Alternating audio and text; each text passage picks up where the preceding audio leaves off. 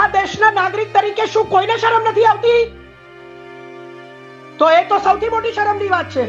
આ રામ મંદિર, આ રામલલ્લાનું મંદિર, જેની અંદર જેના ઉદ્ઘાટનમાં દેશની મોટી મોટી સેલિબ્રિટીઓએ અને ખાસ કરીને એમની સાંસદ કંગના રનૌતે કૂદકા મારી મારીને જય શ્રી રામના નારા લગાવ્યા હતા. એ રામલલ્લાના મંદિરમાં કામ કરતી સફાઈ કર્મી નાની બાળકી ઉપર ગેંગરેપ થયો છે. ગણેશના પાંડાલમાં પથ્થરો પડ્યા ત્યારે આ ગુજરાતનો ગૃહમંત્રી હર્ષ સંઘવી કહેતો હતો કે સવારનું સૂરજનું પહેલું કિરણ ઉગે એ પહેલા બધા લોકોને પકડીને એક એક ચમરબંધીને સજા આપીશું. ક્યાં છે ગૃહમંત્રી? ક્યાં છે ગુજરાતના મુખ્યમંત્રી? ક્યાં છે ગુજરાતના નેતાઓ? ક્યાં છે ગુજરાત મોડેલના પ્રધાનમંત્રી? આ લોકોની વિચારધારા છે કે સ્ત્રી એ દેશના વિકાસમાં બાધા છે. આ લોકો પોતાની પત્નીઓને છોડી દે છે દેશ સેવા કરવાના નામે, અને પછી પોતાની વાસનાને સંતોષવા માટે નાની બાળકીઓથી લઈને કેટલીય મહિલાઓ પર આ લોકો બળાત્કાર કરે છે. સાથીઓ, આપણા દેશમાં બેટી બચાવો અને બેટી પઢાઓના નારા આપતી સરકારો તમે જોયું હશે, પણ આપણા દેશની બેટીઓને કેવી રીતે બચાવી એ સરકારો પાસે કદાચ એ સિસ્ટમ નથી, અને કદાચ એ ઈચ્છા શક્તિ જ નથી કે બેટીઓને કેવી રીતે બચાવી શકાય. એના કારણે આખા દેશમાં ક્યાંય ને ક્યાંય બળાત્કારની સંખ્યા વધતી જાય છે. જો નોન બીજેપી રાજ્યમાં બળાત્કાર થાય તો પછી બીજેપીના નેતાઓ ટ્વીટ કરે છે, એ બીજેપીના નેતાઓ જાહેરમાં નિવેદન આપે છે, પણ જો બીજેપી શાસિત રાજ્યોમાં બળાત્કાર થાય તો આ બધા જ નેતાઓ ખામોશ થઈ જાય છે. થોડા દિવસ પહેલા પશ્ચિમ બંગાળમાં એક બળાત્કાર થયો એક મહિલા સાથે, ડૉક્ટર સાથે. તો ત્યારે ગુજરાતના સીએમએ ટ્વીટ કર્યું, આપણા દેશના પીએમએ ટ્વીટ કર્યું અને આ બળાત્કારની જે ઘટના બની એને વખોડી.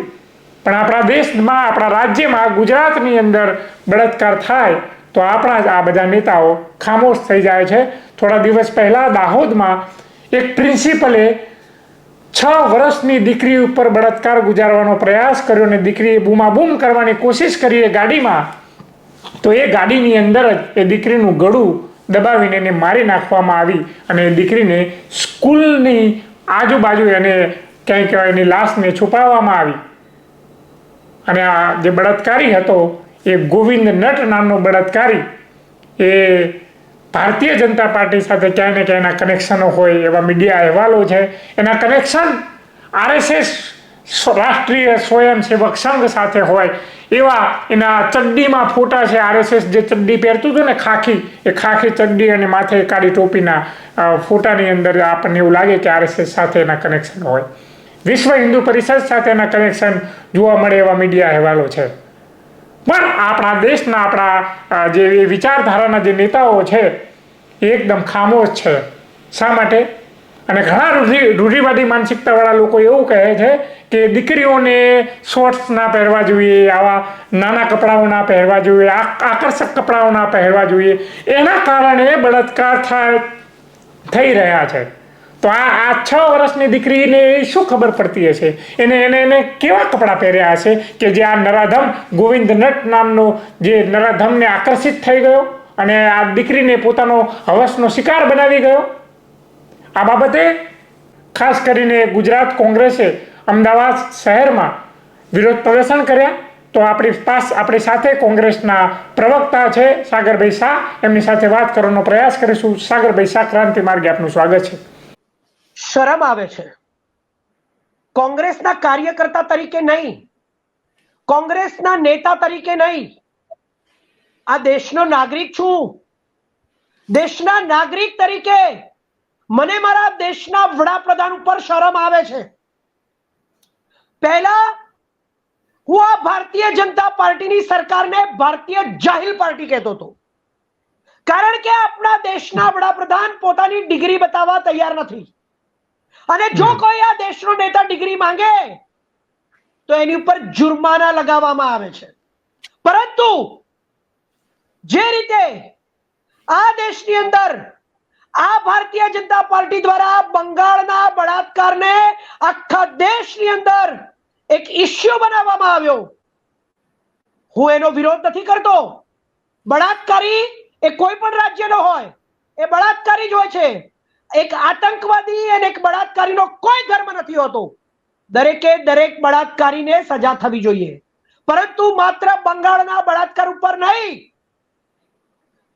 આ બંગાળના બળાત્કાર પછી આ દેશની અંદર ભારતીય જનતા પાર્ટીની ડબલ એન્જિનની અનેક સરકારોમાં બેક ટુ બેક લગાતાર નાની નાની છોકરીઓ ઉપર બળાત્કાર થઈ રહ્યા છે.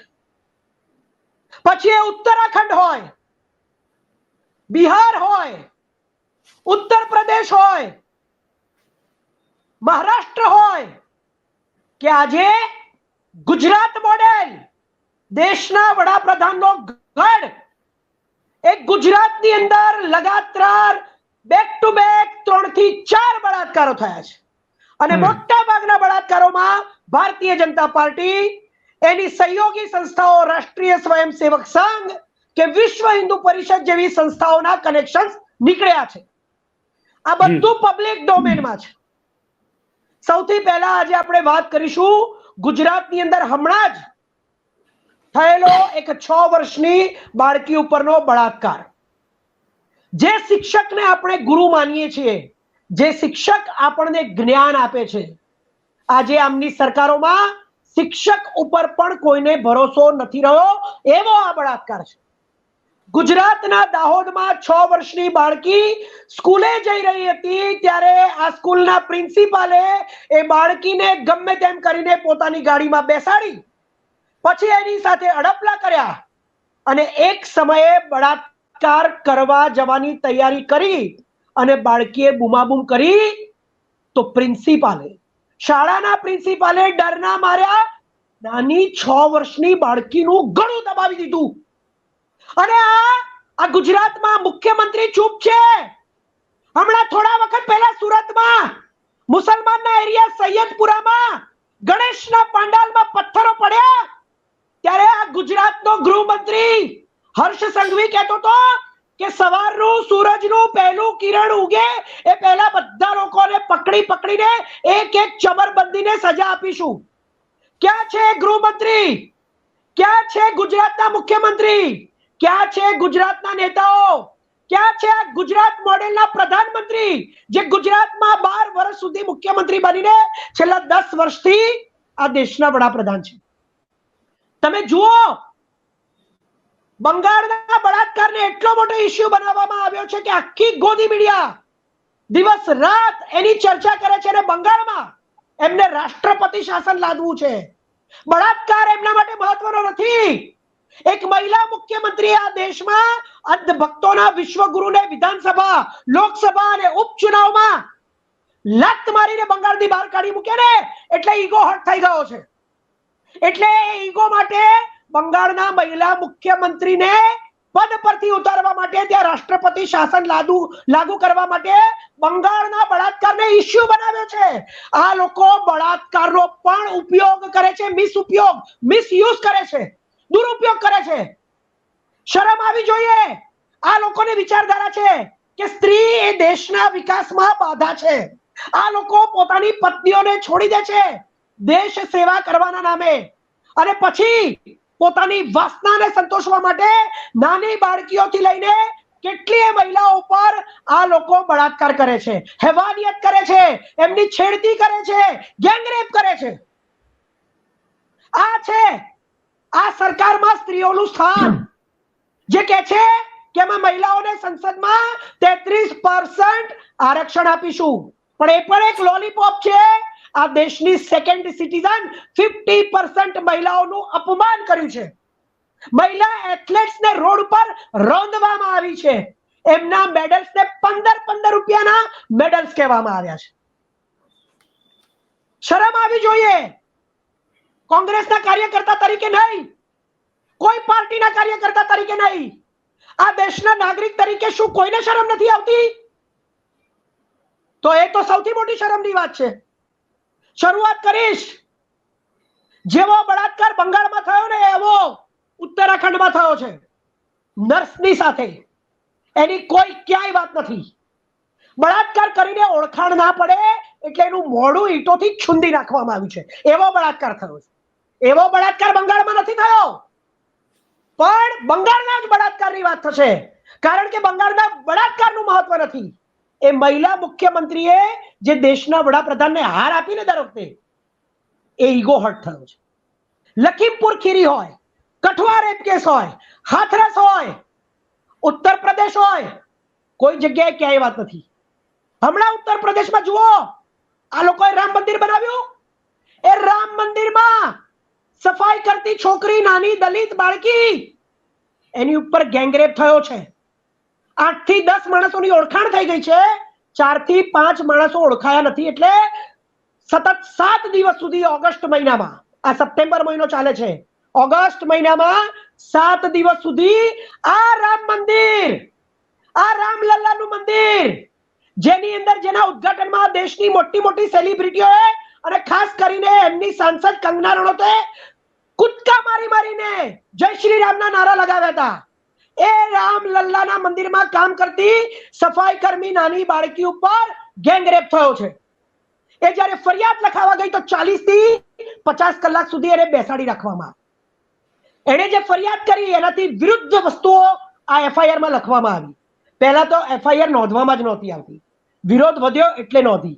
એની અંદર મોટા ભાગના બળાત્કારીઓ એ ભારતીય જનતા પાર્ટીના છે, અથવા તો એના કાર્યકર્તા છે, અથવા તો નેતાઓના સગાઓ છે.